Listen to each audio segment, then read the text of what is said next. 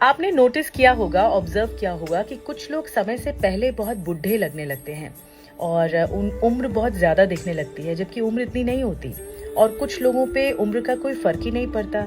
ऐसा लगता है कि वो दिन ब दिन जवान होते जा रहे हैं, यंग होते जा रहे हैं।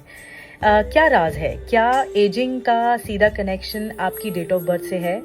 नहीं, एजिंग का कनेक्शन आपकी डेट ऑफ बर्थ से नहीं है। एजिंग का कनेक्शन आपके बॉडी के सेल्स से है, क्योंकि सेल्स में साइंस कहता है, और इसे बहुत अच्छी तरह समझाया डॉक्टर एलिजाबेथ ब्लैकबर्न ने, जो कि नोबेल प्राइज विनर भी रही हैं 2009 में मेडिसिन के लिए। उन्होंने एक चीज़ डिस्कवर की कि एजिंग का कनेक्शन सेल से है। अब देखिए, हमारी बॉडी में ना millions and trillions of cells हैं, लेकिन सेल्स का एक प्रोटेक्टिव गार्ड होता है, और जिसका टर्म होता है टेलोमियर्स, TELOMERES, टेलोमियर्स। ये टेलोमियर कैसे होता है? ये एक तरह से कैप की तरह होता है डीएनए पर। और वो कैप क्या होता है? आप जब सेल्स जो हैं, विभाजन होता है उसका, डिस्ट्रीब्यूट होते हैं या फिर अलग अलग फॉर्म में सामने आते हैं, तो वो जो टेलोमियर्स हैं वो कैप की तरह होता है।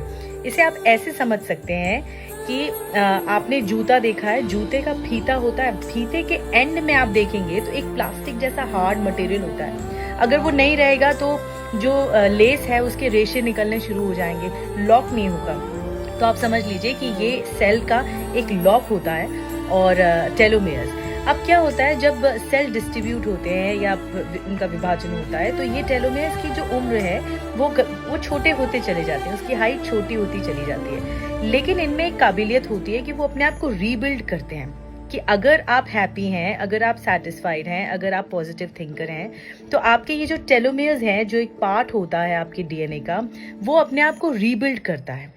लेकिन जो टेलोमियर्स अपने आप को रीबिल्ड नहीं कर सकते, डॉक्टर एलिजाबेथ ने कई पे रिसर्च किया, उनमें पता लगा कि जिन लोगों में टेंशन, एंजाइटी, नर्वसनेस ज़्यादा रहा, उनके टेलोमियर्स दिन ब दिन घटते चले गए और फिर वो रीबिल्ड नहीं हुए, घटते चले गए और इस लेवल पे घट गए कि वो पूरी तरह से डेड हो गए अंदर सेल्स। और जो लोग हैप्पी रहे, जो लोग पॉजिटिव थिंकर रहे, जिनका माइंडसेट अच्छा रहा, जो एवरेज हफ्ते में 7 दिन होते हैं, एवरेज 5 दिन अच्छी थिंकिंग रखते हैं, उनका टेलोमियर्स पता है रीबिल्ड होना शुरू हुआ, रीस्ट्रक्चर होना शुरू हुआ।